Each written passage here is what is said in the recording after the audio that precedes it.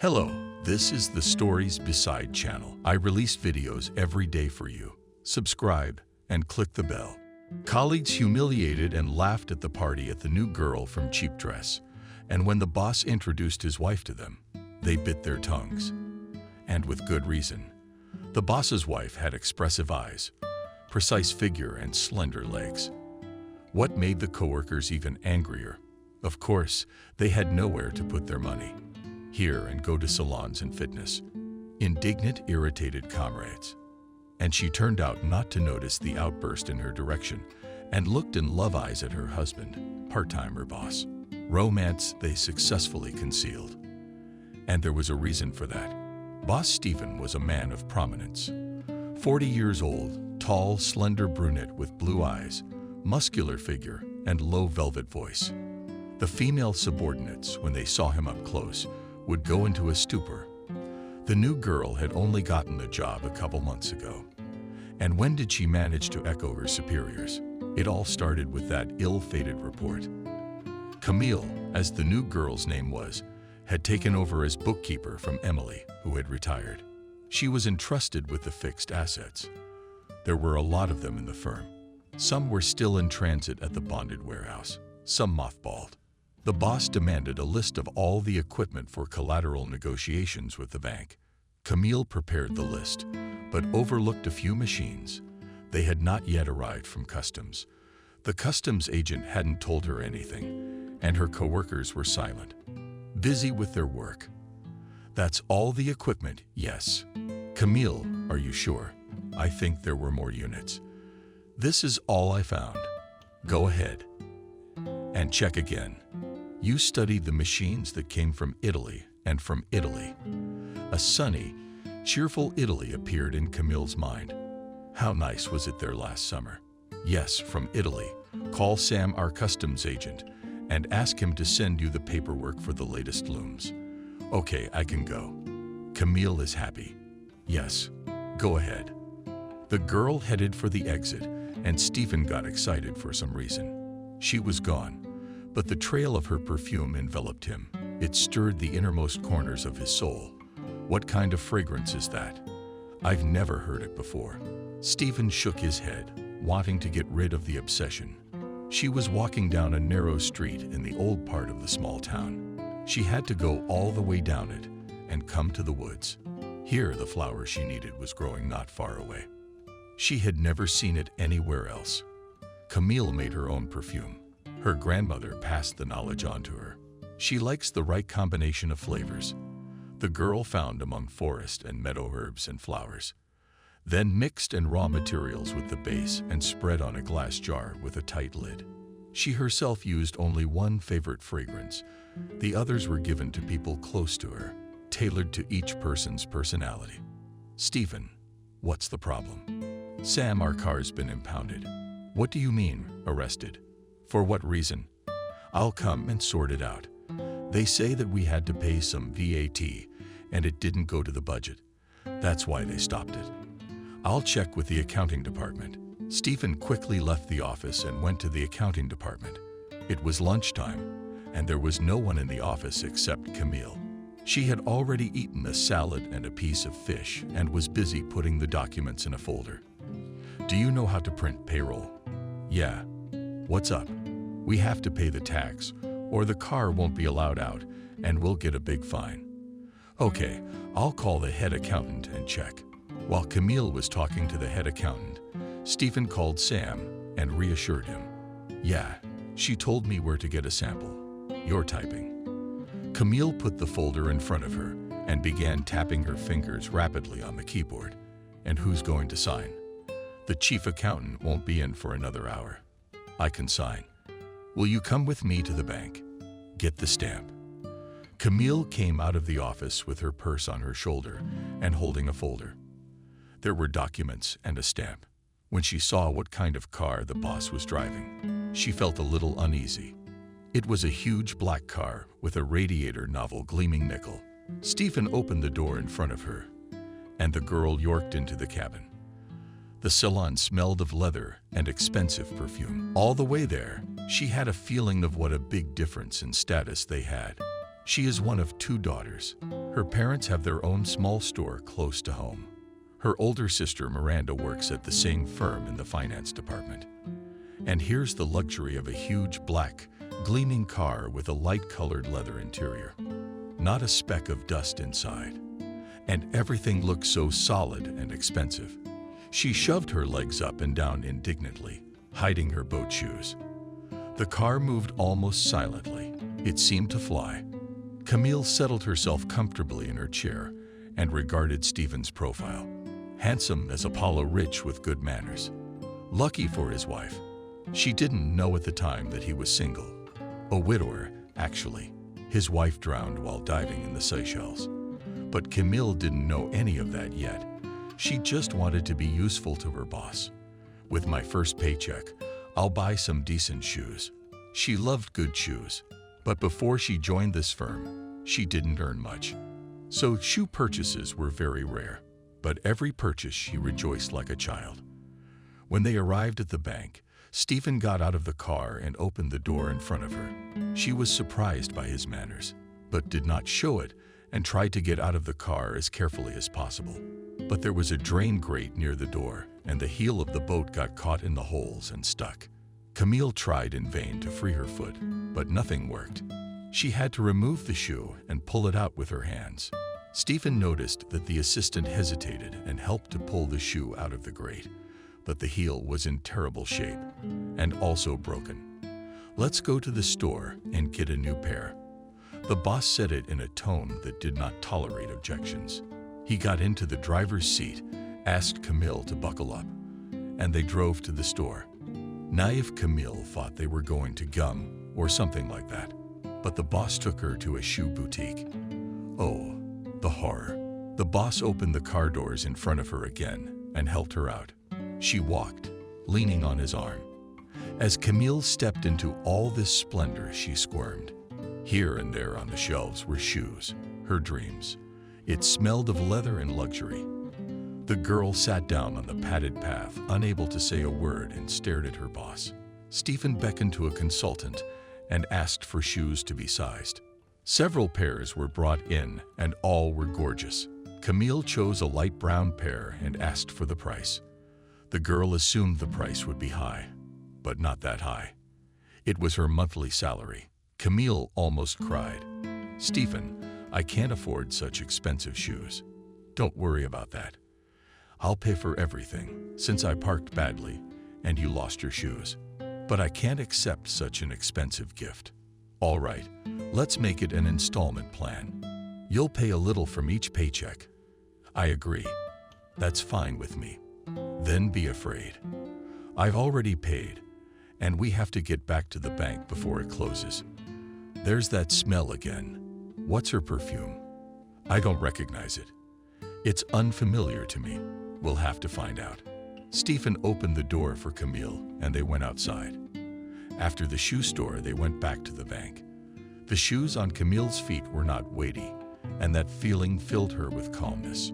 "Of course, I'll pay everything off, and I don't need a handout from my paycheck," thought the girl to herself. At the bank, Stephen knew everything. He smiled. They were very nice to each other. "Meet my employee, Camille. She'll often bring documents to the bank. Please love her." The bank employees left Camille with condescending glances from head to toe. But seeing the expensive shoes on the girl's feet, they decided that she held a high position in the bank. The boss took Camille to all the offices, introduced her to all sorts of bank clerks up to and including the manager. "Now do you know who does what in the bank? And who to contact? I'm going on a business trip soon, so you'll have to go to the bank a lot." "Okay, I get it." When we arrived at the firm, we went to our offices and didn't see each other again for the rest of the day. The boss had gone on a business trip, as promised. Camille traveled to the bank, doing an errand for the chief accountant. The new job was gradually taking her over. She was learning more and more intricacies. Who was responsible for what? The rules of the firm. For example, she learned that the boss hates it when he is lied to and without regret to part with such an employee, even if it is a relative. The week flew by. On the weekend, Camille helped her parents to the stores. "Hi, The neighbor kid came into the store. I heard you got a great job. Can you lend me some money or I'm screwed? What happened and how much do you need for $1,000? I lost it at cards. Are you crazy? Where did I get that kind of money? Well, borrow it. I just got a job and I don't know anyone there. And people I know won't give it to me. They're all in debt themselves. How can you get by on your own? Well, personally, I'm screwed if I don't find the money in 3 days and they hurt my sister. You love Nastya, don't you? I'll try to talk to someone I know, but only for the sake of it. Dad, I'll be right there. Keep an eye on the store. She left the store and walked up the street. In one of the houses lives a local money grubber who always has money. But at what interest rate he would give it to her. She had no idea Robert. That was his name. She met him at the gate of the house. He was just opening it to leave. Outside the gate stood a brand new white Lexus and a black and white Mini Cooper, his wives visible under the awning. Camille, what are you doing here? Hey, Robert. How are you? I'm doing great. You know what need brought you to me, right? Robert, I really need to borrow $1,000. Wow. What do you need that kind of money for? Can you lend it to me? Sure. For how long and at what interest rate? 6 months at 25% is a lot. If you don't want it, don't take it. That's my deal, period. Robert turned his back and went to the car. Okay, I'll do it. Wait, 5 minutes. I'll get the money and a pen and paper. I'm not some punk. Robert went into the house, but by then he was gone. Camille was frantically figuring out where she would get $1,250 in 6 months. The neighbor kid had sworn he'd give it to her, but in case it didn't work out. But it was done. Robert came out of the house, carrying a folder in his hands, gestured for her to get in the car, took out a wad of hundreds in bank tape and a piece of paper with a pen. Right. Camille had mixed feelings. On the one hand, she was doing a good deed by helping her neighbor. On the other hand, she was inevitably falling into a financial abyss from which she did not yet know the way out. I'll think of something, she assured herself, and walked to the neighbor's house. He met her joyfully and thanked her for a long time. I will give everything, every penny I got. Let's settle our problems first and don't get into this kind of trouble again. Otherwise, don't come to me again. The next morning, Camille arrived at the office half an hour earlier than the others. She busied herself sorting out the stacks on her desk. She got up, walked over to the cabinet, picked up the right folder, and with a deft movement placed the document in its proper place. Turning back to her desk, she felt she was being watched. Turning around, she saw Stephen. Are you an early bird? Camille, he smiled. Make some coffee. If you wouldn't mind, please, and come in my room, because no one's here yet. Like a boy, he shifted from foot to foot, smiling embarrassedly. All right, Stephen. Do you know how to operate a coffee machine? I have a rough idea, yeah. What kind of coffee do you like?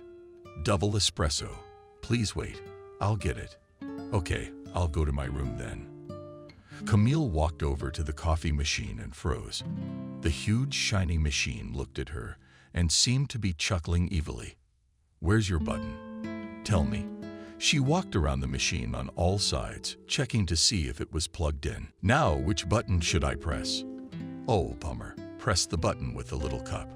A voice came from behind. The boss was smiling. Now this one here, you choose the strength. And then this one to select the volume of the drink. Now I get it. I always wondered why there were so many buttons. When the coffee machine produced the last shot of a huge espresso with the backrest, the boss reached over and took the cup. If you won't make your own coffee, come to my place. If you do, I'll wait. Thank you. I've already had coffee. Then let's go. It's going to get hectic soon. I'd like to talk to you. I wonder what he has to say that's so important.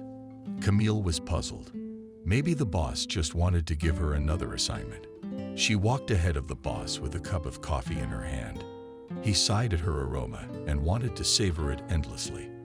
but he was very curious about what kind of person preferred such an exquisite flavor.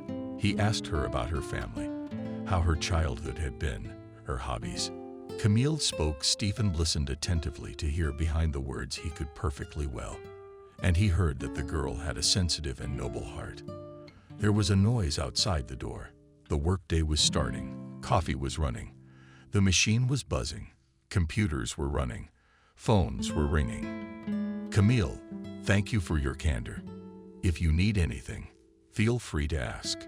She walked out, and he closed his eyes for a few moments, breathing in her scent. What was this obsession? He stood up and walked out of the office. The office space was open with partitions. The superior's offices had glass walls, so any employee, including Camille, was visible. There was a creative atmosphere in the team. Employees went from desk to desk, helping each other. The firm was in the business of creating commercials. Camille came as an accountant, but she really wanted to be an artist and a scriptwriter. She saw her colleagues' work and was fascinated by it. The girl kept a diary and made sketches in it. Her sister thought her drawings were excellent, but Camille always found a flaw. One day during her lunch break, Camille was drawing. She was so engrossed that she didn't notice her boss looking at her. He came up to her, asked for the drawing, and took a good look at it. Camille, you would make a wonderful children's book illustrator. We're in the middle of a project with a major publisher. They're launching a children's series, and they need illustrations. Can you do it? Yes, of course. She almost jumped to the ceiling with joy, but she held back in time. But what about accounting? As of today, you're working in the art studio. Go to Evelyn, and she'll show you around. But the accountants are illustrators. Camille, you are a multifaceted talent. She chuckled inwardly. Babe, I totally understand, but you have to turn in your files. Emily liked order, so during work hours, you get things done. And after work, you draw all you want. I really want to be an illustrator, so I'll try to finish everything quickly. Camille began to put her documents in order with triple force. She was already anticipating a series of drawings for children's books. The images of the characters were not bad, but there were a lot of documents, and she spent until late in the evening. She was very tired, and when she passed the guard, she barely had the strength to say goodbye. In the evening, the phone rang. It was the boss. Camille, you weren't at sketching today. Emily wouldn't let me go. I'll ask you to be at the workplace early tomorrow. I want to show you something. His voice sounded hypnotic, and by the end of the conversation, the girl was almost asleep. You're listening to me. I'm sorry, I'm very tired. You already knew that I would like to invite you to dinner at a Georgian restaurant. It's been a long time since I've been there, but I remember the food is excellent. I'd love to. Then I'll pick you up at 8 o'clock, so send me the address. Okay, I'll be waiting. Daughter, where are you going at night? Mom came out of the kitchen with a towel in her hands. A friend invited me for a walk. Just not for long, please. Daddy and I will be worried. Don't worry, I'll be fine. Camille pulled out her favorite jeans and a gray blouse from the closet. She put on her new shoes, brushed her hair, and was ready. By nature, the girl had a bright appearance and hardly used cosmetics. Lip pencil, eyebrow marker, and of course, her favorite perfume. The boss's car stood near the entrance at 8 o'clock sharp. Neighbors, looking out of the windows in surprise, they had never seen such an expensive car in their neighborhood. And to whom did such a beau arrive? Camille quickly ran out of the house and ran into the car. Sitting down, on the chair she jumped her head. What's the rush? Are you being chased? Stephen smiled ironically. No, an evening jog. In fact, everyone here has known each other since childhood. And they're already talking about me. Let them say it won't be a boring evening. I'm sure it will be. The Georgian restaurant was a one-story house with ticket walls, located in the middle of a patch of forest, enclosed by a stone fence. The paths were paved with stone. There were arbors on the territory fenced by Pletnev. All the furniture was dark wooden. They were met by a Georgian woman dressed in Georgian national costume. She led them into the hall and indicated their table. Soon she brought menus and wooden covers. Everything around was decorated with everyday elements of Georgian homes. Only shashlik, chachapuri, and karko were familiar names in the menu. And karko was a hearty beef. Other dishes remained a mystery behind 7 seals. What will you have? I'd like kakapuri. I haven't had kakapuri in 100 years. Well, shall I have it? Bring 2 glasses of the finest red wine. Stephen was clearly in a good mood. Camille, I'd like to tell you about our new project with Sigma Publishing.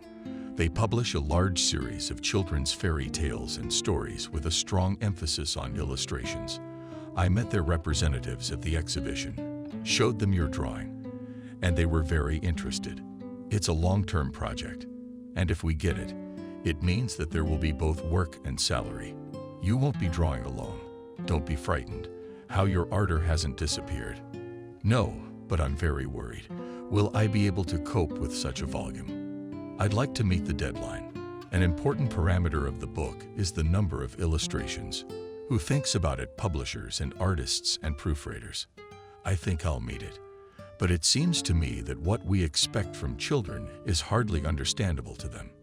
You'll manage, I'm sure. Now let's just appreciate the kitchen. Oh, this is divine. I haven't had kakapuri in a long time. When I was a child, my parents and I vacationed in a sanatorium in Ajara, and there we tried kakapuri. But it was a Jarian with an egg inside. But this Mingrillian one is a delight. Lots of cheese, like I like. What else do you like, Camille? Stephen looked at her intently. I like mussels, herbs, various vegetables, beef Burgundy. Anything well cooked is like special milk. Not a bad choice. Mussels will definitely not do here. And the beef will be Georgian. Would you like some? No, I'm full. I want to show you what stories are planned for the series. The publishers gave me a look. He opened the tablet and began to show and tell. He liked the way she listened attentively. He liked to breathe in her scent. He would have sat there forever, but time was inexorable. And now it was time to leave. Stephen paid the bill, and they went out into the street dimly lit by streetlights. Night shrouded the city. Thank you for the evening, Camille. I hope you have some ideas for drawings. Yes, many. That's wonderful. Throw out your sketches. You can show them tomorrow at the meeting. They drove through the city at night, along the seashore. In the distance, they could see the lights of ships in the bay. Stephen stopped the car at the waterfront. This is my favorite place. Come on, I'll show you. It's interesting. My favorite place is here too. They got out of the car and walked to the seashore.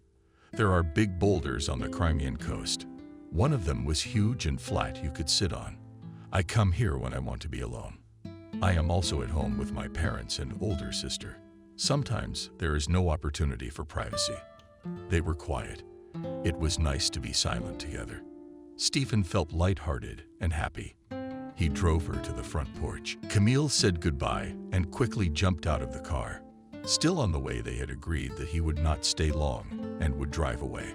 But Mom was awake and staring out the window.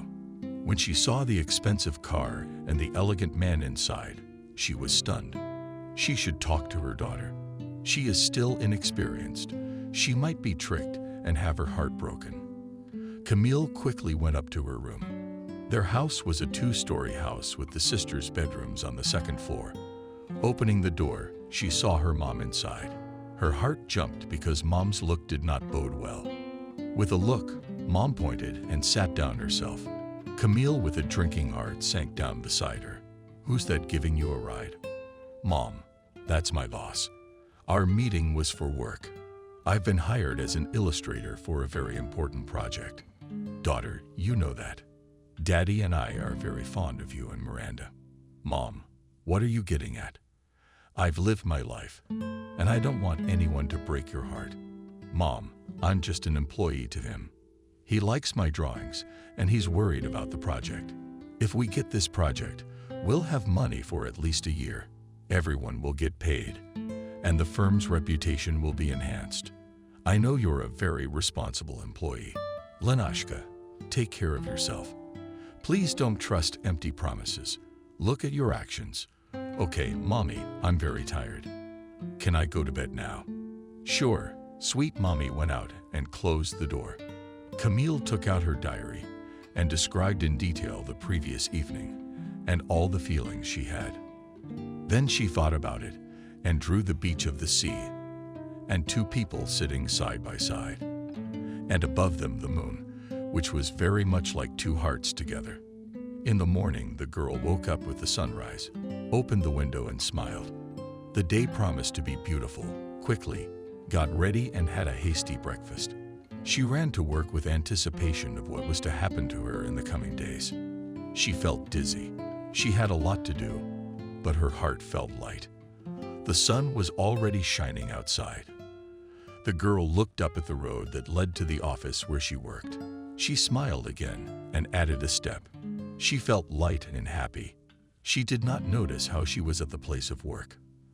The girl went to her desk, put her bag down, then walked over and poured cold water into a glass.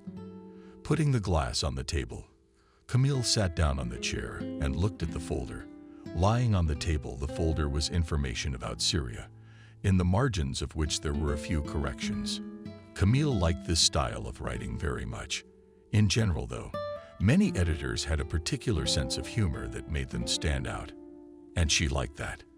In general, there were no concepts that Camille did not like.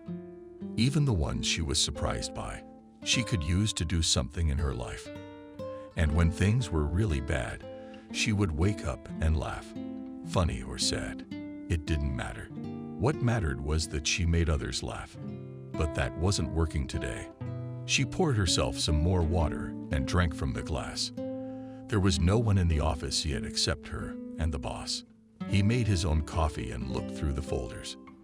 The girl was discreetly watching her boss, but he went to the shelf with folders, took out another one and opened it, took a pen and started writing. He thought about it for a second, started to write more, and suddenly he stopped, as if he remembered something very important. He stared at the ceiling and looked at the folder again. He thought again, and this time he took up the pen with determination. Camille began to look through the publisher's requirements for illustrations. She ran her eyes over the descriptions of the characters and the plot, and one by one the images appeared in her head. She took a sheet of paper and a pencil and began to draw. She drew without taking her eyes off and without paying attention to anyone. Sheet after sheet was filled with drawings. She kept drawing. She didn't notice when her boss came over and took one of the drawings from the table. "You're doing an excellent job. Thank you. That's not all. I plan to do 5 more drawings. Okay, I'll leave you to it. When you're done, come into my office." There was another task in Camille's mind. One by one, images were created and put to paper. As she prepared a series of drawings, her colleagues whispered behind her back. They wondered why such an important order was entrusted to a new employee, especially since she had worked in the accounting department only the day before, clearly a prodigy of the boss. Camille put all the drawings together and went to the boss. He was looking at some important papers, some signed. "Is there something you wanted me to do?" Did he raise his head? "Yes, I'd like to ask you to go and choose from an artistic point of view a place for shooting our new advertising project." "Okay, I'll just get my purse. Who am I going with?" "Me?" "In 10 minutes, you'll come downstairs and go to the car." The car was parked outside the office. Camille left the building and walked to the car. It didn't seem so intimidating today, but it was still from another world, a world of the rich that she was not a part of. Stephen put on his jacket, picked up his camera, and entered the elevator. The elevator quickly went silent. His office was on the 11th floor of a skyscraper. The firm occupied 3 floors. Artists, editors, proofreaders, reporters, accountants, financiers. The team was a large location. The location for the shoot was in a different neighborhood, and the drive was about half an hour. Camille tried with all her might not to look at her boss. She could not allow herself to develop feelings for him. but at the same time she wanted to. Last night she had the feeling that she had known this man all her life. It was so easy and simple for her to communicate with him. Have you finished your sketches? Yes, I have. There'll be another assignment. Yeah, they're sending over the rest of the series today. By the time we get back, I hope it'll be on my desk. The location for the shoot was an abandoned building in a large warehouse. The walls were bricks, windows on one wall the full height of the building. It was very bright inside. What do you think of the place? Stephen spread his hands apart. Our client wants us to shoot a commercial in a place like this. What do you think, Camille? I'm looking at their script. Yeah, it's a perfect location for their theme. You can place the pogroms over their girls in blue overalls and helmets, in special uniforms driving and near the pogroms. They discussed the script and the set laughing. Then Stephen offered to do some shots where she is in the background of the loader. Camille, laughing, agreed. Stephen was a professional photographer. He shot for famous geographical magazines, chasing shots in jungles, deserts, and bathtubs. Climbed to the tops of mountains. He was in love with photography with his camera. When the shoot was over, she suddenly realized that she had fallen in love without a second thought with this man. She liked everything about him. The way he spoke, the tone of voice, the gestures. When Camille realized this, she was frightened. What would happen now? We can't be together. I'm no match for him. He's in high places, and I'm just a clerk in a firm. She's got a twist. Let's go back to the office. I need to keep painting. Yeah, sure. We're a little late. I have to go to the bank myself. The bank has approved a loan for the firm. We'll be able to buy everything we need for the shoot and pay the contracted models. As soon as the car stopped outside the office, Camille jumped out of it and ran into the building.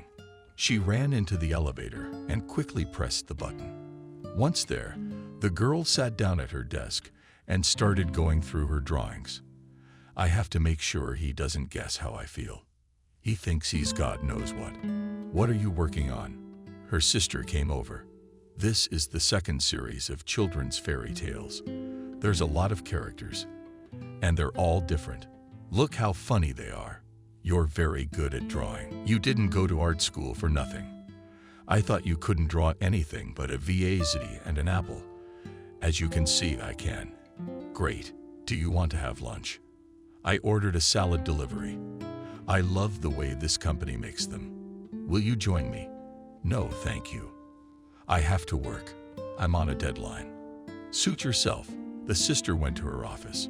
She was assistant CFO to her younger brother, Kevin, the principal. Their father had started the firm a long time ago and had run the business himself for years. But recently, the doctors had forbidden him to exert himself because of heart problems and recommended more rest. He bought himself tickets to faraway islands and went away for a few months at that time. Called Stephen as he knew he could rely on him. Kevin was soft-spoken and not decisive. Financials were good, but he wasn't very good with the staff. He was always at the mercy of his employees. Stephen was uncompromising. It was not easy to make him dance to his own tune. The boss solved all arising issues with his employees in his office and often held retreats, especially since in the summer, the entire firm went to the shooting. This time, he managed to rally his employees to get a major project with Sigma Publishing House. Photographers, artists, designers, illuminators, cinematographer, editors, proofreaders. Everyone shared a common motivation, and the work was boiling. Rick, why isn't the mock-up ready yet? Come to my meeting. And the new girl, what's her name? Get her.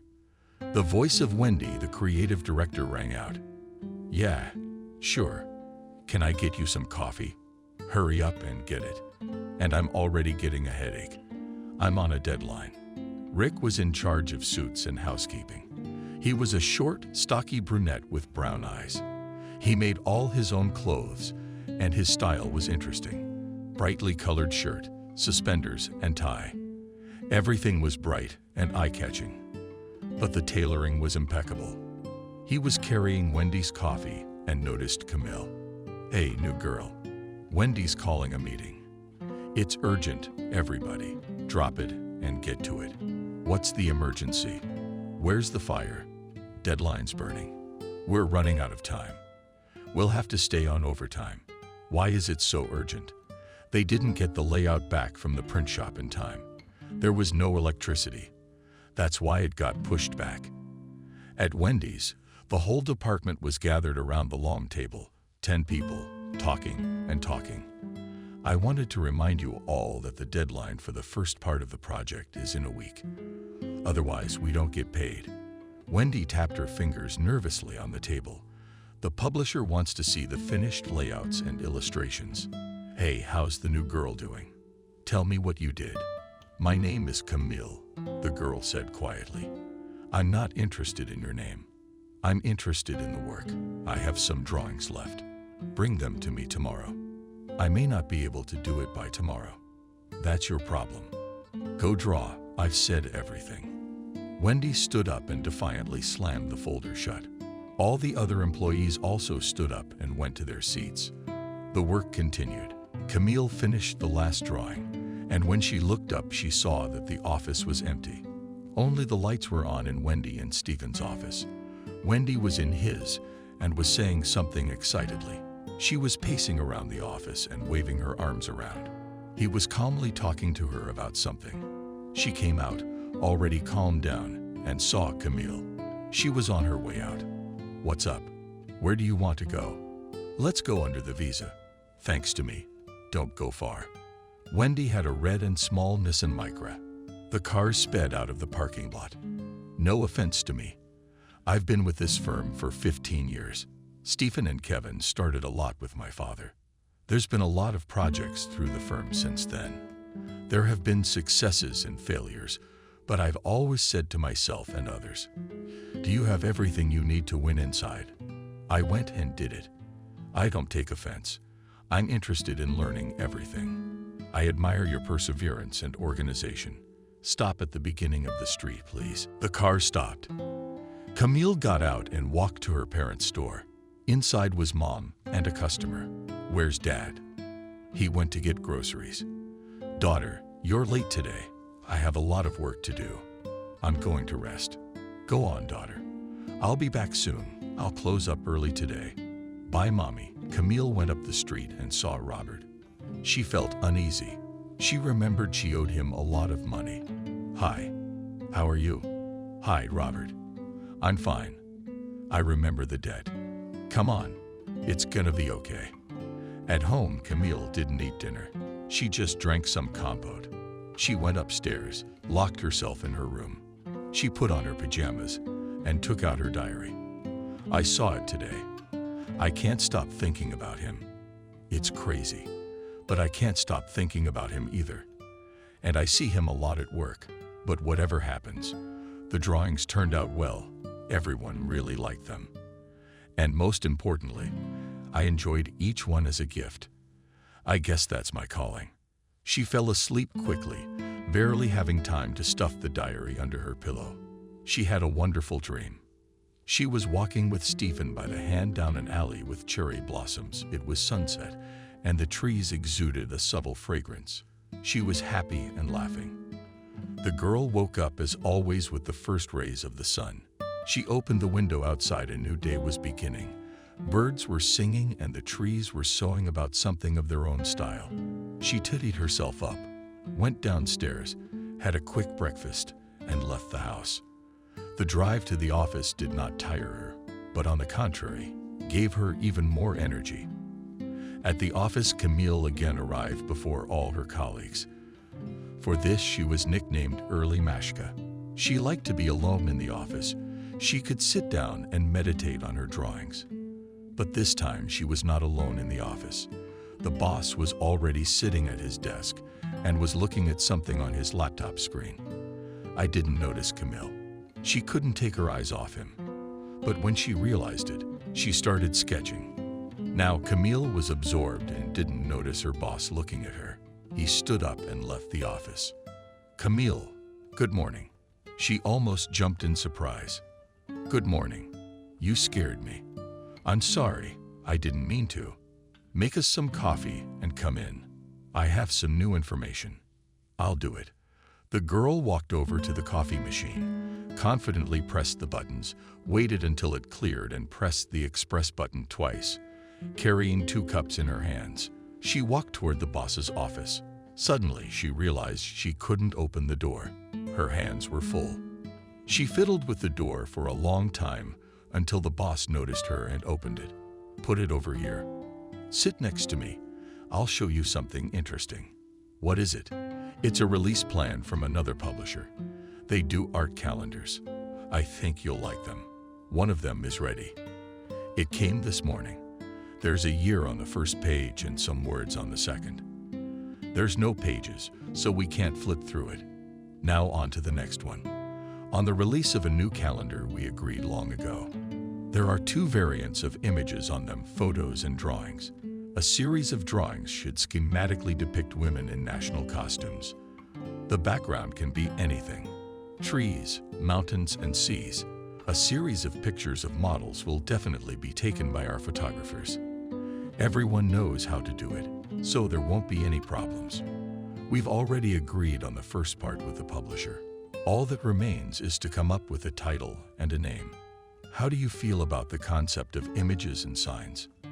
And why? How about dancing women? Can you think of any captions? They discuss the project, but Camille is overwhelmed by the joy of having him around. She could look at him and talk to him and feel him, but she was careful to hide those feelings from him, and above all, from herself. What's the big deal? We're just socializing, and I like my job, so we're happy. And with the boss, we are on the same wavelength. That's why everything is so good, persuaded herself Camille. Wendy walked into the office and stopped like a stumbling block. There was something between those two.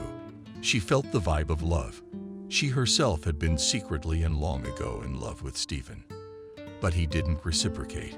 She had tried long and unsuccessfully to attract his attention, but in vain. He was cold and polite. He only talked to her about work. And even if she did manage to get him out to a cafe, it was just a meeting between boss and employee. So what Wendy saw and felt, she didn't like.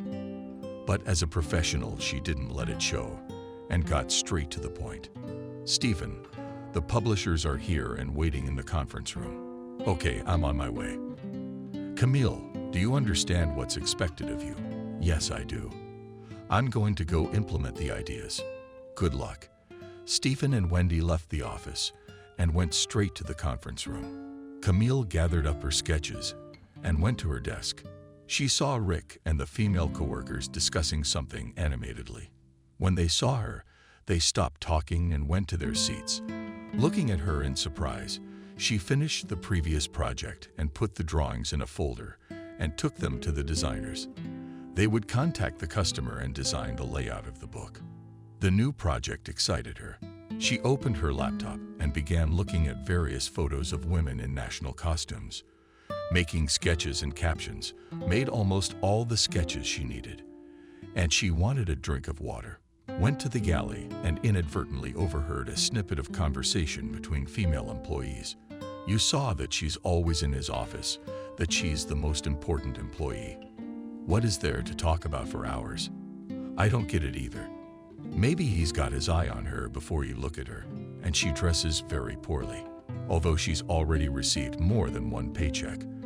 I also think that someone like Stephen wouldn't pay attention to such a thing. When they saw Camille, they stopped talking, took their coffee cups and went to their desks.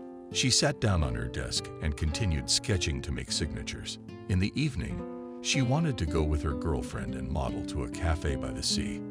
It was their favorite cafe, and the view from there was amazing.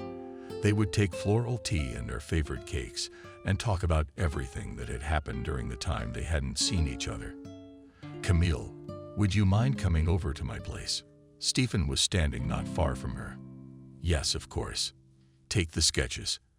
Actually, the sketches weren't the reason he'd called her in at all. He just needed to feel her near him, to smell her. Am I in love? This girl is driving me crazy. She walked in holding a folder of her sketches. He gestured her to the chair beside him and offered her a coffee. "Thank you. I don't drink coffee in the evening." "Then make yourself some tea, coffee. We're going to have to do some work. The clients insist on finishing the work soon." "Okay." As she stood by the coffee machine, she could see the female employees casting scornful glances at her as she left. But she had no desire to confess. What happened, and why were they treating her like that? In her life, she had adhered to the principle of not paying attention to other people's opinions, and now she deeply did not care about it. As she entered the office, she heard her boss on the phone with her father. "Daddy's got everything under control. Don't worry, we're on schedule. It's going strong. There's enough money for everything. We're getting by. We'll start paying off the loan in 10 months. Have fun. Don't worry, Kevin. He's all right. He's a competent financier. Nancy, I haven't seen her in a while. I don't know what's going on. She hasn't been in touch. She's probably off in her Savannah bathtub again. Okay, Dad, I can't talk. I've got work to do. Camille, put the cups here and sit down. We'll see what we can do." They discussed the drawings and lettering, twirled them around and tried them on for the calendar design. When Stephen accidentally touched her hand, she flared and pulled away, and he tried to be as close as possible, to inhale her scent and feel the warmth of her body. "Stephen, I wish I could go already. I have a friend waiting for me. Are you going out?" "Yes, we're going to our favorite cafe by the sea tonight. We meet there once every 2 months and have long talks about everything." "How interesting. I don't have a friend like that." "You're lucky, aren't you? She's cool. We've been friends since we were kids. Her brother's asking me to marry her." That's how he felt the slight prick in his heart. "Yeah, but I can't treat him like a man. He's still my playmate, my childhood boy." "Okay, Camille, you can go." She gathered the drawings into a folder, got up from her chair, and left the office. The plume of her fragrance, which he loved so much, remained in the office. An unpleasant feeling appeared in Stephen's soul. So she has a fiancé. If her parents persist, she'll marry him. So stop. What rights do I have to her? I have none. But I can't give her to someone else either. A sense of competition kicked in. Stephen closed his laptop, put the file folders on the shelf, grabbed his car keys, and headed for the exit. He needed to get to practice. 3 times a week he went to the gym at a large sports complex. There was also a swimming pool, table tennis, and aerobics rooms. There were also gyms for children, where parents with babies and older children came. A friend of his worked there. They went to high school together. "Stephen, it's okay." The guard was staring at him. "Why do you ask? Do you look like someone died?" "No, I'm fine. Thank you. It's just been a rough day." In fact, the old Stephen had died inside him, and he didn't know what to do with his feelings yet. It'll work itself out. How many times have I fallen in love like this, unrequited? Stephen comforted himself. "Vanessa." "Hi, Jenna," walking towards me with open arms. "Hi, Jenna. How great is it to see you again? Come on. I've already booked a table now. We'll order some delicious tea and you'll tell me everything, all your new job." They went into the cafe, sat down at a table. The sun was starting to set. The view was amazing. Ships stood in the bay in the distance. Sailing ships were breaking the waves. Seagulls alighted over the sea. "Here's your tea and cakes." The waiter smiled welcomingly and placed the treats in front of the girls. Maybe a bottle of wine. They brought us some absolutely stunning new Harvest rose wine. It's weak, but very flavorful. What do you think? Let's try this wine. You're not in any rush. No. All right. Bring your wine. It's been a good night. By God, not yet. Camille laughed. Come on, tell me. I'm excited. You remember, I applied for a job there as an accountant. Well, now I'm an illustrator there. Oh yeah. How did you change careers? I'm asking. No, I'm demanding details, and I'm not leaving here until you tell me. Come on, I'll tell you everything. The wine is really flavorful. And there's a rose on the label. And it's interesting. It's a wine from Bulgaria, it says here. I'm gonna have to take a note of that. It's good to have a bottle of it at home. So Camille started the story. I got a job there as an accountant. You remember how long it took me to find a job, don't you? Yeah, it was epic. When I got hired at that firm, I couldn't get over my surprise. It's a top 10 firm in the market for salaries, and I got hired. Lucky you. Yes, said Jenna. Lucky. That's lucky. But what you don't know is that John asked me to borrow $1,000 from Robert. He's in some kind of gambling trouble. And you know these guys don't like to joke around, Camille said. So you took it? Asked Jenna. You're crazy. How are you gonna give it back? Do you know what percentages Robert's turning at all? Yeah, he gave me 25% on the 1,000. You're definitely crazy, said Jenna. How are you going to give back? John doesn't work anywhere, just plays poker. That's not what you're worried about right now. Boss saw some drawings I was doing on my lunch break. Asked me to do illustrations for children's fairy tales. The publisher is just launching a series of books, and they need illustrations. They contacted our firm. I did it. And the most important thing is that I like it. I like to think up and realize new images. I forget everything when I'm drawing. That's what I mean. You're talented. I've never doubted you. Congratulations. Way to go. So they sat talking about everything until it got dark. And the moon appeared in the sky with stars from the moon. There was a silver path on the sea. There was something mesmerizing about that picture. Jenna, it was good to see you. I have to go now. My mom worries when I come home late. We're not kids anymore. We're working grown-up girls. I don't want to upset her anyway. She already had a heart attack, and she laid down for a couple days and got back behind the counter at the store. Daddy, of course, was filling in for her and forbidding her to work. But you know Mom, if she has her mind made up, she'll get her way. Lisa, I know and remember very well how she played us when we got into the neighbor's garden. I remember it very well, and it still makes my ears burn. That's why. So as not to bother my mom, I'm going home now. The friends said goodbye and went their separate ways. Jenna went to the city, and Camille decided to walk along the seashore. She walked along thinking how nice it was to have such a friend. Not everyone was as lucky as she was. John has no friends, only companions, and they disappear from sight. When is he in trouble? Camille walked and listened to the waves crashing against the rocks. Her secret hideout was not far away, and she decided to go there for a while to get her thoughts in order. She was already making her way to her rock when suddenly she saw a male figure. The man was sitting on her rock and didn't move. And who is this interesting person occupying my favorite stone? Impudent invader. I'll show him. Camille was determined to drive the unwelcome guests from their hiding place. Stephen left the office, got into his car, and without noticing, found himself on the quay. He remembered the secret stone that Camille liked to come there, secretly hoping to meet her there. He put the car in the distance and climbed up on the rocks. There was no one there. The place was deserted. He made his way to the rock itself, sat on it, and stared into the distance. The sun was setting in the sea, saying goodbye to the day gone by. The lights on the ships were burning. The sea seemed to be studded with stars from below. It was getting dark quickly, and a path crept up from the moon. Stephen loved very much to watch it grow wider, how the sea rippled in that silver path.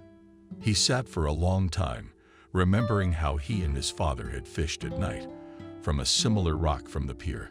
He still remembered that time with warmth. Ah, if only it were possible to go back there. But he was a grown man now. He has responsibility for the firm and the employees, and his father is still waiting for him to marry a second time and give him grandchildren. It didn't work out with his first wife. She was into scuba diving, said they'd have time. They didn't happen. Camille came closer and recognized Stephen. He seemed so lonely. She wanted to come closer and put her hands on his shoulders. She restrained herself with an effort. "Stephen, what are you doing here?"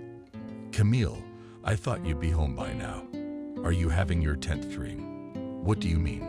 "No, I'm awake. The stone is guarding me." She laughed. "Pardon the intrusion, but my feet brought me here. Besides, it's got a great view of the bay. I've been sitting here admiring it. Have a seat. There's plenty of room for you. I'm not gonna say hi to my mom for a while." "What's wrong with Mom?" "She just had a heart attack. Can't be disturbed. I already called that I'm coming.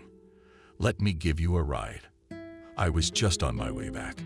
"If that's the case, I'll let you." She sat down next to him on a rock. "I can look at the moon and the sea forever. It feels like flying far away." Camille gazed dreamily into the distance. When she turned her head, she saw Stephen looking at her strangely. What was the matter with him? But he drew her head to him and kissed her. She felt dizzy. Her heart pounded frantically inside. Camille pushed him away and jumped up on the rock. "Camille, I'm sorry, but I really like you. I couldn't help myself. I promise it won't happen again." She stood there in confusion, not wanting to calm down. Inside she was jubilant with joy. He likes me. But a worm of doubt reared its head. You think you're something. He's got hundreds like you. He'll break your heart. Fool. She climbed over the boulders and strode determinedly toward the house. Camille, wait, I didn't give you a ride. Don't bother with Stephen. I'll walk home just fine. Oh, stop it. I'm not a maniac. I promise I won't even look at you. I'm not so sure about that anymore. She continued to pick up the pace.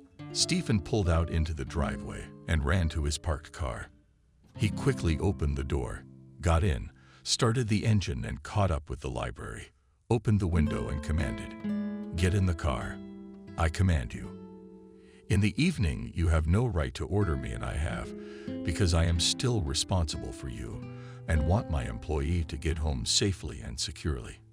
Can you be persuasive?" She opened the back door and sat down. "That's better. There's a lot of crime on the street these days. Thank you very much. Camille, stop being clever. I'm really worried. How can you walk the streets alone? I've been doing it for years, and I know everyone here. You don't have to worry about me." They drove the rest of the way in silence. When the car stopped at the entrance, Camille got out of the car and thanked her boss dryly.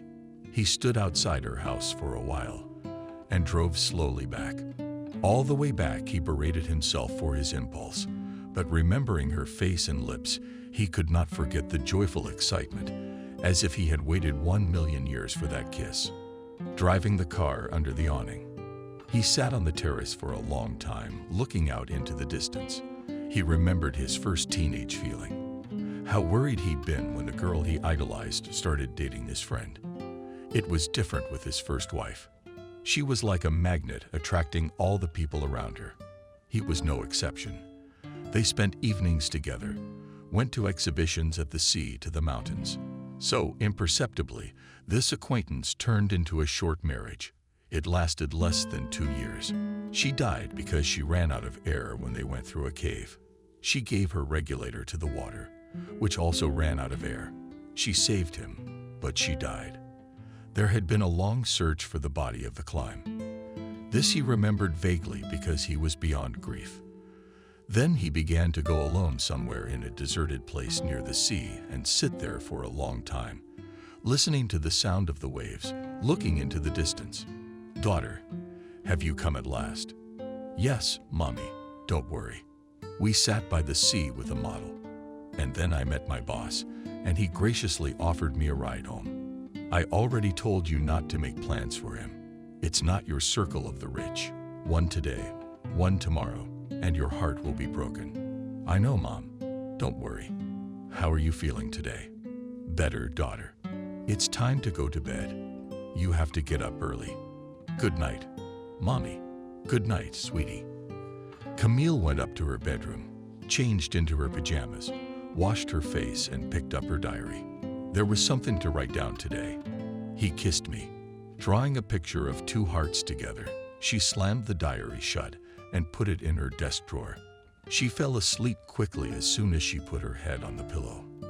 The dream was very pleasant and colorful, as if she and Stephen were sitting together, embraced on a wide swing, with birds singing and an orchestra playing a romantic melody in the distance. Stephen turns and asks, "Will you be my wife?" and holds out an open box containing a sparkling ring. At this point, she woke up.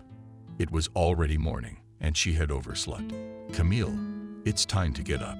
Breakfast is on the table. I'm not hungry. I'll take a roll with me. I had breakfast at the office." She kissed her mom on the cheek and ran out of the house. "Camille, wait, I'm coming with you." Miranda ran down the stairs, dressed. She never had breakfast. She only drank tea. She drank a cup, put on her shoes, and followed Camille out. "Wait, where are you going? Do we have time? I'm used to coming to the office early. I can work in peace and quiet. By the way, I've been meaning to ask you about your new job. Do you regret leaving accounting?" "No, not at all. Turns out boring paperwork isn't really my thing. Although I did manage to do a little bit of everything. I really enjoy drawing. It's probably my calling." When they got to the office, no one was there yet. They were the first ones in. Not even the boss was there, though he usually came in early. It would be good not to be distracted. Camille sank into her drawings and looked up when she heard an unusual commotion.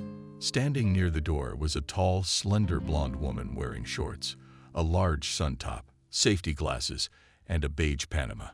She was holding a small tattered suitcase in her hand, a bag with an expensive camera hanging over her shoulder. "Nancy, where have you traveled?" "Nancy, tell us where you've been. We're all excited." "Stephen, not yet." "Nancy, let us make you some coffee." The staff are chattering, escorting Nancy into Stephen's office. "Who is this Nancy?" Camille asked Rick, who was making coffee. "Nancy is Stephen's girlfriend. They met when they did a photo project together for a geographical magazine. And she's a photographer, and a pretty famous one. Her photos are printed by many famous big magazines. She gets invited to modeling shoots. She travels all over the world. They don't see each other very often. Stephen became the head of the firm after his father left, and now he doesn't travel anywhere. He does local shoots for the firm." "How long have they known each other?" Is Camille's voice trembling? "Yeah, about 5 years. Dad sleeps with her. Stephen's wife thinks they're the perfect couple." Camille shuddered. What did she care, really? It's not like he's only asked her to be his wife in a dream. And that's a dream. She had no right to hope for anything. The girl sighed and went to her seat. Her drawings were almost finished, but she didn't feel like drawing anymore. She became sad. At that time, the phone rang. "Jenna, what are you doing?" "Girlfriend." "Working." "Why?" "I suggest we get together tonight. There's something to celebrate." "What is it?" "You'll find out later." "Surprise. I'll meet you at 7:30 at our place." "Okay, you wait." The boss came in, went into his office, and was surprised to see Nancy. She jumped up and kissed him on the cheek. "Hi, honey. Just passing through. Wanted to see you and I was right to stop by. How's your project going?" "Did she shoot a lot of footage?" "Yeah, a lot of footage. Tonight I'll sort and select the magazine I already offered to buy." "Are you making any progress?" "I always knew you had a talent for this. I'm sorry I can't give you much time this morning. Deadlines are looming. Clients are cutting off phones. I'm on my way to a shoot. Can I come with you?" "Yeah, sure. I'd love to." "You got a deal. I just need to stop by the house, take a shower and change. I won't be long. Let me tell the driver to take you home. I'll pick you up later." "All right. I'll be waiting for you dressed or undressed. Whatever you say." She smiled meaningfully. He pretended not to hear, called the driver, and told him to take Nancy and her luggage home. "See you later, sweet." Camille saw Nancy as she left and kissed her boss again, putting her arms around his neck. The girl felt a painful prick of jealousy inside, but inwardly forbade herself to be jealous or to worry about it at all. She leaned over the drawings and began to carefully draw out the details, It's none of my business after all. Stephen escorted Lyra to the exit and returned to the study. After a few minutes, he came out and asked for the staff's attention. Colleagues, in a week's time, there will be an off-site photo shoot. I ask everyone involved to prepare. The rest of us can go and help out too. All questions are for Wendy, and she is in charge. With that, he left the office. He must have gone to Nancy's. Camille pictured Nancy in a light robe. Stephen opens the door, and they both tear off their clothes in a fit of passion. Blood led to her head. She was in pain. Do I really love him? That's no good. She had to get that crap out of her head. The workday was drawing to a close. Camille put the finishing touches on her drawings and put them in a folder. Wendy came up to her. Hey, what's your name? Are you coming with us to the shoot? You're gonna help with the costumes. I'm not a costume designer. You'll be fine. We should try everything. I'm counting on you. Okay, don't worry, Wendy. That's good. Because our costume designers are away on a shoot and they won't be here. If there's anything you don't understand, you can ask Rick. Wendy's phone rang. What do you mean you can't provide for Kate? What do you mean it's all scheduled? I'm gonna complain to you. Well, what are we gonna do now? What's wrong? Camille decided to ask Wendy why she was so angry. Yeah. Well, Keith Goring's gone rogue. How am I supposed to feed this whole bunch of people? I could get my mom to cook. She used to cook for weddings and birthdays, and she's prepared for a lot of guests. My neighbor Christopher can help with the local food. He has his own butcher shop near us. Oh, that's great. Then I'll send some helpers over to your mom's house. Have her tell me what to buy and how much. We'll bring all the copies. Okay, when's the trip? A week from Monday. Got it. How many people and for how many days? 30 people. 3 meals for 2 days. Okay, I'll get it to my mom and she'll start putting together the menu. Thank you so much. Help came from an unexpected place. Not yet. Mom doesn't know what she's in for yet. Camille laughed out loud. After work, she called her mom and told her what was coming. Mom was scared at first, but then she pulled herself together and promised to help. After all, 30 people are not 100. Mom, I'm going out with the model again tonight. Don't worry. Okay, but don't take as long as the last time. I'll worry. I won't, I promise. Okay, daughter, rest, take a walk. Camille turned off the laptop, put all the drawings in a folder and headed for the exit. As she exited the elevator, she noticed her boss talking to a security guard. Camille, please wait. I need to talk to you and I don't need to. Why are you even standing here? You should be on your way to Nancy's. Camille, I was wondering if you'd finished your project yet. That's the only reason you stopped me. See you tomorrow. See you tomorrow. Stephen was taken aback by the coldness that Camille gave off. What had happened? Or had her fiancé turned up? The mood was rapidly deteriorating. It became sad. He said goodbye to the guard and quickly left the office building. Vanessa, hurry up. I've already ordered tea. It's not very tasty cold. And what's the rush? What's the fire? Vanessa, you have no idea. I'm a psychologist, remember? Yes, of course. You graduated from university. Well, I'm a famous blogger now that Camille choked on his tea. Yes, I have my own blog and already have 1,000 subscribers and are even asking for paid counseling. Congratulations. How did you do it? I decided to share my knowledge. Every day I publish useful articles and surveys to find out what people are interested in. So people started following me. One person reposts another, the next person reposts the next, and so on. That's great. Psychology is your calling. I already told you that. Yes, I'm also learning Kolchenko. So I'll need the ring. What's that? It's when you ask your client open-ended questions that require a detailed answer. And when he seeks an answer, he finds a solution to his problem. Will you come to my coaching session? Yeah, sure. I'm your friend. You remember, right? But great. Then come to my place tomorrow night. and we'll talk. Okay, now I have to go. My mom said to come early. Yeah, I gotta go too. I'm gonna write a post. I haven't picked a topic yet. Okay, have fun. Camille walked quickly towards home. On the way, she saw John, for whom she'd borrowed Robert. He was walking drunk towards his house. When he saw Camille, he stopped and said, "Oh, Vanessa picture. I see you've got your love life back on track. A beau is giving you a ride home in a cool car. Is it none of your business when you think of giving money? What money? Have you forgotten? I borrowed $1,000 from Robert for you. I didn't ask for it. You didn't give me any money at all. How can you say that? You came to me, begged me tearfully, said that Stetka could hurt me. You? Or was it all untrue? Did you make it up? Where am I? Where's $1,000? It's okay. All the scrolls. But you're a bastard. I was trying to get you out of trouble, and you acted like a pig. I don't know anything. You took it from him. You deal with it." And on the whistle, like nothing happened, John walked on, staggering. Camille stood there stunned, unable to come to her senses. But how long can one be a fool? Let him deal with his own problems. Why didn't I call from the branch before I drove myself into bondage? Sveta, hi. It's Camille. Are you comfortable talking? Yes, Molly, hi. What's up?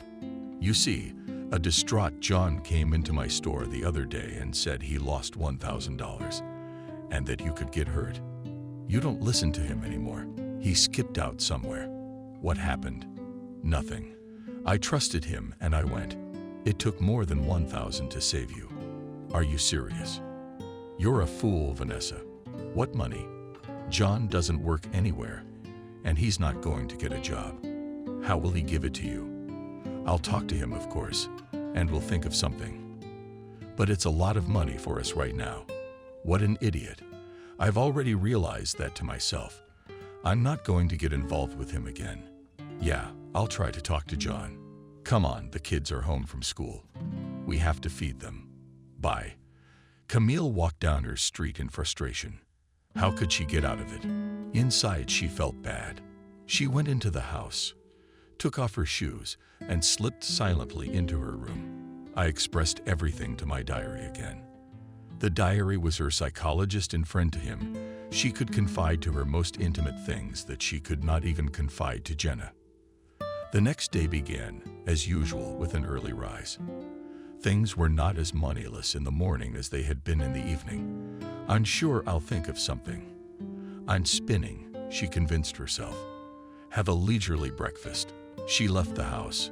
A new day was beginning. It was up to her to decide what it would be like. At the office, she was again earlier than everyone else, opened her laptop, and began to study the materials of the future series of books. A new project was coming up. It is necessary to know what the customer is waiting for. The order was very interesting. The series was about the relationship between a man and a woman. It consisted of different stories on different topics, where the main characters were women, where the main characters were men, and where both characters were the main ones. It was all about capturing the mood.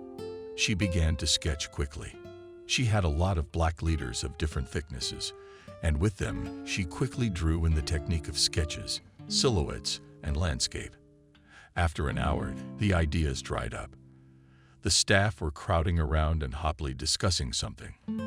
We should take tents, and don't forget sleeping bags. The main thing is not to forget lighting equipment, cameras, water and food, warm clothes. Komarov discussed the upcoming field shoots. After a couple of days, it was already time to pack. She had completely forgotten that the strip had assigned her to take care of the costumes. She approached Rick and began to clarify. Rick, what kind of help will I need? Help. Wendy told me to come help you. I'll do it on my own. Wendy's always sticking her nose into things. Told you what to do. All right, come with me. We have to pick out and box up the clothes and shoes for the models. What did they send us yesterday? I'm all yours. They went to the back room where the costumes were kept. They were hanging on a rack, and you would have thought that the artists would come in, put them on, and go out to perform. The outfits were outlandish, some in bright colors, some layered. All this we have to sort and put into boxes, which then need to be signed and sealed. The truck's coming. Where are we gonna put it all? Let's get started. That's a lot of outfits. Aren't you right? Time flies fast. We can do this. It takes all day. They really did spend all day with the clothes. Camille was very tired and pleaded, let's at least take a break for 15 minutes. I want to go outside. Okay, 20 minutes. She quickly made herself a coffee and headed downstairs. It was sunny and windy outside, and she liked space and fresh air, hence the mental space of dusty rooms with clothes. It knocked her out of her mind. She sighed slowly into herself at the gusts of wind and framed her face to the sun. It was her boss who caught her at this activity. He had just pulled up to the office and was about to leave. When he noticed Camille, he admired her movements and was fascinated by her childlike directness. He waited until she returned to the office and only then got out of the car. Where the hell are you? I said 20 minutes, not half an hour. Rick resented it. Yes, here I am, a breath of fresh air and coffee, and now I'm going to earn many more boxes. Obey and obey. Camille laughed. It's not funny.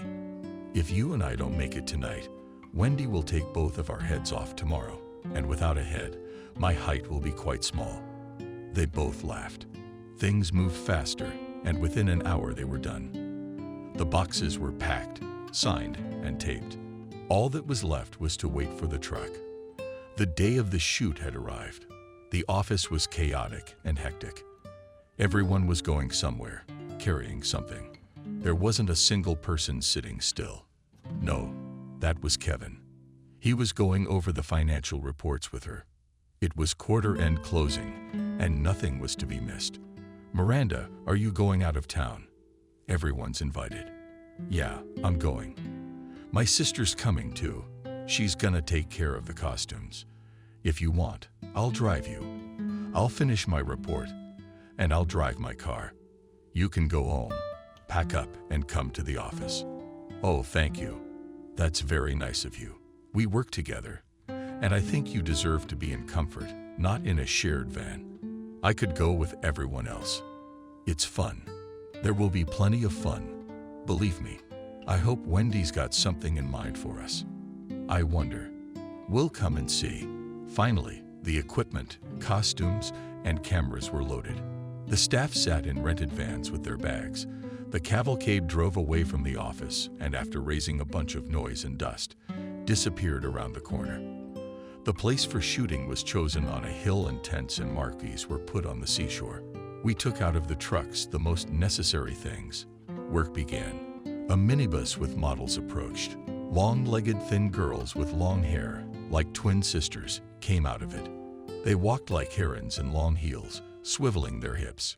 Rick called Camille over to sort through the costumes. There were a lot of them. The models had to be dressed up for the first episode of the shoot. The photographers were setting up cameras, lights, spotlights. The director was arranging the models. The rehearsal was underway.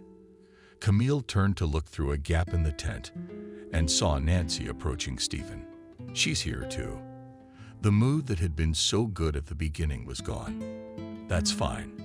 Well, don't. He's got his life, and I've got to have mine. I put my dress on the rack and walked out of the tent. Nancy didn't leave Stephen's side. She'd follow him around, take a seat next to him. If he sat down and flaunted herself like she was one of the models. She was wearing a silver dress and sandals to match. Everything looked appropriate and stylish, skillfully applied makeup, well-groomed hair and hands. What is not the dream of any bachelor? Camille was dressed in jeans and a windbreaker. No makeup. Yes, she hardly used any. The girl had a naturally striking appearance. If she needed makeup, it was just a little bit. Her parents' truck pulled up. Dad and Mom got out. Christopher the butcher was with them. They opened the back of the truck and started unloading boxes and bottles. It was the food that had arrived. The staff became animated. Everyone was very hungry for the outdoors and were looking forward to lunch. The first part of the shoot went well. Camille first between the location and the marquee with the clothes. She brought some dresses, took away others, and completely suffocated. Skinny models were changing clothes. In another tent, when there was a break, the girl saw her parents. "Daughter, come and help us. Where are the tables going to be?" Wendy said to the left of the location. "Okay, can you please help set the table?" "Sure, Mommy, don't worry." Together, they set up the long tables, set out the trays of food that had been put up at home beforehand. All that remained was to invite everyone to the dinner table. They ate lunch standing up, each taking their tray and eating here by the table or taking it to the tent. Camille took her tray and sat down on the grass nearby. Christopher was sitting beside her. He had long been unrequitedly in love with Miranda, and she was sitting next to Kevin, and they were having a lively discussion. Camille loved her mother's cooking. Today's lunch was dolma and salad, plus lots of cookies and buns, and homemade willow compote. She was looking at the sea and relaxing. Rick came up to her. "Stop relaxing. There's a lot of work to do. I'm going to have some compote too." The second part of the shoot went smoothly, with everything laid out and cleaned up. Camille went to her tent, which she shared with her. Collapsing exhausted, the girl fell asleep instantly. She woke up with a jolt. Miranda was pushing her to the side.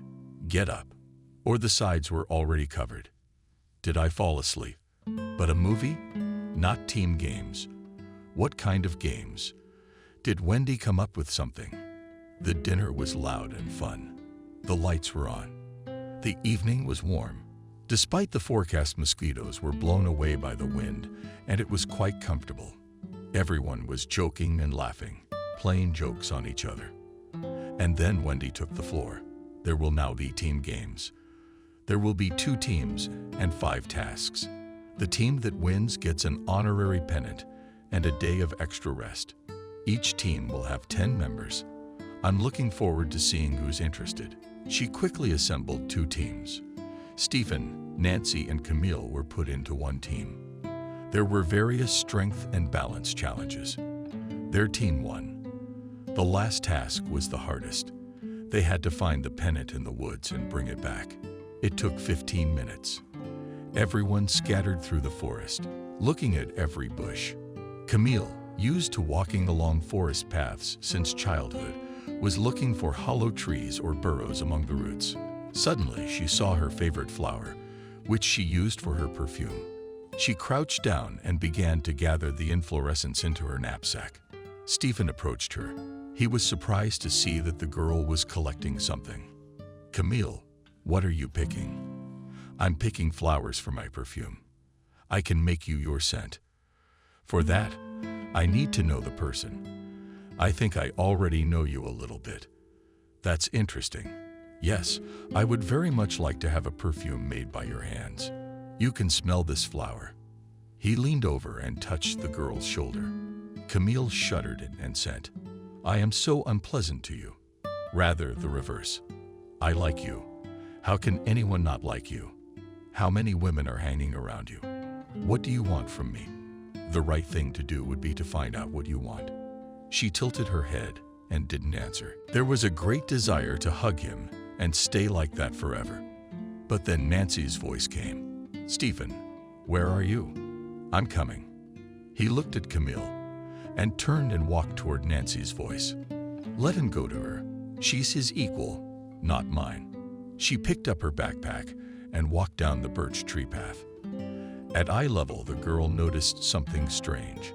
Something long and yellow was tied to one of the branches. She reached out her hand, untied it from the branch, and it turned out to be a pennant. Their team had won the team competition. They would get an extra day off. They could go to the seas or the woods and have plenty of alone time. She took the pennant to Wendy, and she announced the winners. She only specified that the day off would be given when the project was finished. The whole team sighed in disappointment. Stephen was nowhere to be seen. Camille approached Rick and asked if her help was still needed. No, everything was already laid out. Tomorrow morning is not easy. Tomorrow is the second day of filming, very important. Okay, good night. When she arrived, Miranda was already in a sound sleep. Camille climbed into her sleeping bag and closed her eyes. Sleep was not coming. She got out of the tent and went to the sea. The sea was calm and serene. The lights of ships could be seen in the distance. She picked up pebbles and threw them into the water. There was a slight breeze. She sang a little, but she didn't feel like going to the shower tent. She heard footsteps behind her and turned around. Stephen was walking along the sea and heading towards her. Camille, aren't you afraid to go out alone? No, I'm a brave girl. May I walk here with you? Please, there's plenty of room. I want to walk with you. What about Nancy? Nancy went to the city for the night. She doesn't like the woods or mosquitoes. When she's working, though, she forgets everything. How long have you known her? 5 years. Nancy's just a friend. I have no feelings for her as a woman. I'm interested in you. I'd like to get to know you better. If I may. Stephen, I'm not your type. How can you be interested in me? Nancy is sophisticated and stylish. She's very knowledgeable. Anyone would like her. Camille, stop. She took a step and stood up. I want to tell you that I like simplicity and openness like yours. I never met a girl like you until you came to our farm. I'm flattered to hear you say that, but I don't forget for a second that you're a director and a rich man. I'm just a girl who lives with her parents and earns her own living. Let me tell you something. I fell in love with you at first sight, and my love grows stronger every day. But I don't know how you feel. You tell me. Stephen, let's use the first name. Okay, I like you. I like you so much I can't think of anyone else but you. That's true. He stepped closer and took her hands in his. Yes, she was distraught and didn't realize herself how those words had come out of her. I may be corny, but I'll say be my wife. Camille thought for a moment that this was one of her pleasant dreams. Kiss me. Camille put her arms around his neck. Stephen to her lips as if thirsty and reached the source. The girl trembled in his arms. Are you cold? No, I'm very nervous. So you never answered my proposal. So what's your affirmative answer? Yes, I accept. When I go to your parents right now and ask for your hand in marriage, they're asleep. When in the morning? Let's not tell anyone yet. Okay, it's just us and your parents. Stephen walked the girl to her tent and kissed her again. Camille climbed into the tent, pulled on her sleeping bag, but could not sleep for a long time. Is it really true? Did he propose to me? Did she tell him she loved him? And he said he loved me. No, it can't be, because it sounds like a fairy tale, and fairy tales are good to listen to as a child, not as an adult. I'll wake up in the morning and it'll be a dream. So she thought and fell into a dream. In the morning, everyone crawled out, wrinkled and shaggy from their tents. Camille got up as usual at dawn and had already had time to wash her face and make herself some coffee. Taking a cup, the girl went to the seashore. The sea was quiet and gentle. Camille took off her shoes and went into the water. Suddenly, she saw that someone was swimming. In astonishment, she almost dropped her cup. Looking closer, she realized it was Stephen's boss. Now the fairy tale will be dispelled. He'll say it's a nice morning and all that. Stephen stepped out of the water and picked up a towel lying on the shore. He saw Camille. Would you like to go for a swim? Is the water warm? I do. Then let's go. But I'm not wearing a bathing suit. It's okay. Camille put the cup down. She took off her jeans, remaining in shorts and a t-shirt, gathered her hair in a bundle higher, touched the water with her foot and entered it. With great pleasure, she plunged into it and swam. Stephen washed her and went into the water himself. For a while, they swam side by side in silence. Really warm water. Yes, it's wonderful. I really like swimming in the sea. You swim beautifully. Who taught you to swim? I've been swimming with my parents since I was a kid. I dream of meeting your parents. Why did you forget what we talked about last night? I thought it was a dream, an obsession. It can't be. Turns out it can. They were almost to the shore. You could reach the bottom with your feet. They stopped and threw themselves around each other's necks, kissing like it was the last day of their lives. What if someone saw?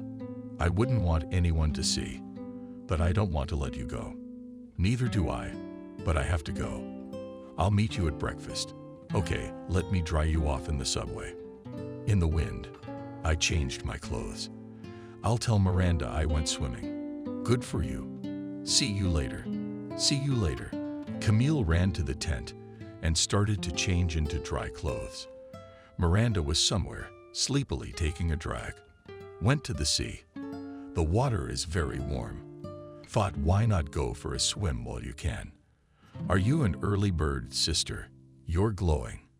Met a fairy on the road. You'll almost know soon enough. Intriguing.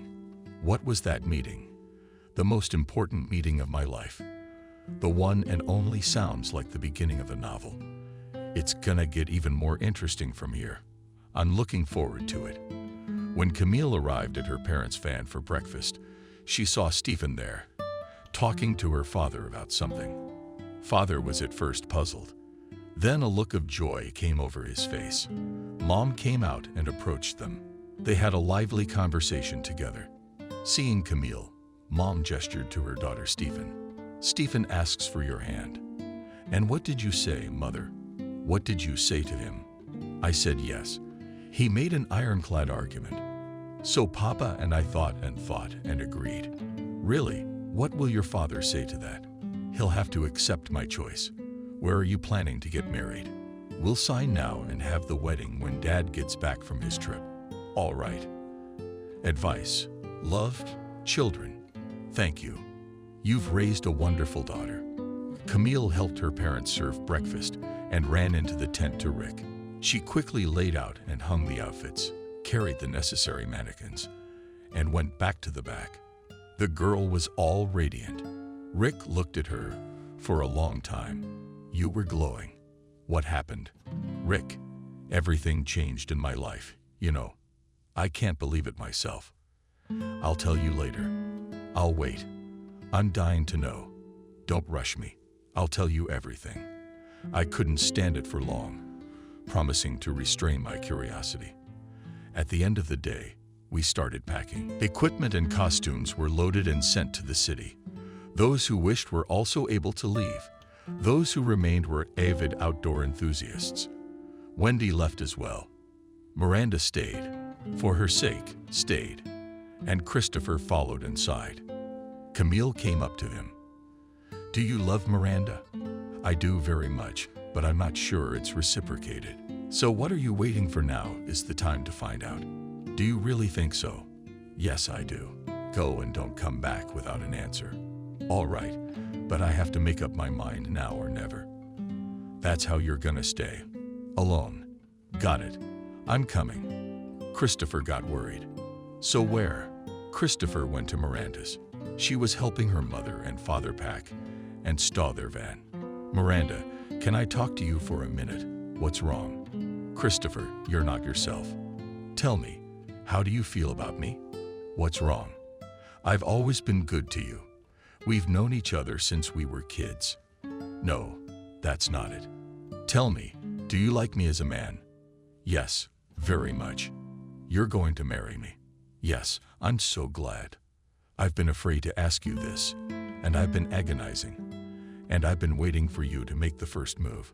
Well, I did, and I'm so glad I was brave enough to do it. It's like a weight lifted off my mind. Thanks to Camille. She referred me to you. Oh, that's it. But it's a good thing it happened. Not yet. Camille, there's a message from Robert. The deadline's in 3 weeks. I'm waiting. She's upset. How to tell Stephen about her stupidity. The minivis trucks are gone. There were a few tents left with employees who wanted to continue their vacations in nature, who went to the forest, who went to the sea. Everyone had gone off to do their own thing. Stephen found Camille near the tent where the costumes used to be. Forgot 2 boxes. What were you looking at? She was angry. We're loading them into the trunk of my car so they don't spoil. Okay, you take that, and I'll take the boxes and head to the car. Stephen opened the trunk and deftly arranged the boxes inside. Then he turned to Camille and asked if we could go into town now. I want to stay here a while longer. It's very beautiful here. I want you to know everything about me. I have something unpleasant to tell you. What is it? Let's go to the sea. There's a nice place to sit. Let's go. They went to the sea. There was a small storm on the sea. The waves were crashing forcefully against the shore. They walked further along the shore and found a large rock, just like the one on the quay at their secret place. They sat down on it. Stephen looked at Camille in silence. The sun had made her skin golden, and it made her eyes more expressive. She looked at the sea for a long time and finally made up her mind. My own stupidity. I got into a financial hole, borrowed money from a moneylender for a neighborhood boy. He begged for it and said his sister had been threatened. I was laboring and struggling and went to the local moneylender. He lent me the money, of course, but at a robbery interest rate. And then 3 weeks later, it's due, and I got off work and completely lost sight of the deadline. How much will you owe him in interest? $250. Wow, you're really brave. How did you think you were gonna pay him back? He said he'd give me my paycheck, but he's not getting a job, and I'll have to sit on bread and water for the shoes. No, you won't. You're my fiancé now. I'll pay you back. Text me the address. Okay, you're very kind. I don't want you to owe anyone. Except me, of course. He smiled and kissed the top of her head. How do you smell? When I hear that smell, I'm ready to turn the earth upside down just to be near you. Really? Is it really true? My scent has that effect on you. Yes, it does. By the way, I'm waiting for my scent when you make it for me. When we get home, I'll make it. I already have everything I need. I'm looking forward to it. Darling. He put his arm around her, and they watched the waves in silence. Christopher drained and walked through the forest. The forest was filled with the scent of pine needles. The birds sang loudly and chirped. They did not notice anything. All around them, everyone was talking and talking, as if they had met after a long separation. Although they had known each other since they were young children, they had a lot to talk about. Kevin watched the couple from the side. Wow. It turns out our Miranda has quietly found a beau. So I was too late. He went to his car, inwardly cringing that he hadn't confessed his feelings sooner too. He saw Stephen's car and decided to go say goodbye. But he walked around the camp, didn't find him anywhere. He gave up the search, got in the car and sent his brother a text. I'm going back to town. Everybody went back to town. The next morning, Stephen allowed to come to work later because it was necessary to hand over the materials to the customer. Camille went straight to the office and continued working on her sketches. She liked everything. Everything came out just the way she wanted it to. Wendy came out of her office and announced a general assembly in the conference room. The employees looked at each other perplexed. First off, let me congratulate our first team on winning the competition and assign them a day off, which will be right after our 11th anniversary celebration. The anniversary party will be held a week from today at the Astoria restaurant at 19000. You are all invited. Dress code is parade dress. Everyone understands. Yes, we do. A week later, the restaurant hall resembled a flower garden. Women in evening gowns with cleavage walked arm in arm with gentlemen. The scents of perfume mingled. The restaurant room resembled a beehive. Wendy asked everyone to take their seats. At that time, 2 men entered the room, and the eyes of those present were drawn there. It was Stephen and Camille. They were walking under the arm. She was wearing an elegant champagne-colored silk dress. He was in a tuxedo, but anyone who would have seen them immediately realized the couple in front of him was a man and a woman made for each other. Stephen perfumed the fragrance Camille had created for him. She has long and meticulously selected herbs and thought about the composition of the perfume. It was redesigned several times, and only on the 10th time she managed to reflect Stephen's character in the format, when she brought the jar and gave it to him to try. He was amazed at the incredible flavor. "I really like how you guessed that this is the one I would like. I know how to listen and hear behind the words. While I was chatting with you, I learned a lot about you and your habits. You are incredible. I love you more and more every day. I love you too." Stephen took the microphone and announced loudly, "Dear colleagues and partners, let me introduce you to someone very dear to me, my wife Camille." There was a sepulchral silence in the hall. The female employees who had ridiculed Camille for her cheap outfits were now ready to fall through the ground. The men were staring at the boss's wife, and they invite him. So beautiful. Lucky the boss. Christopher and Miranda were also in the audience.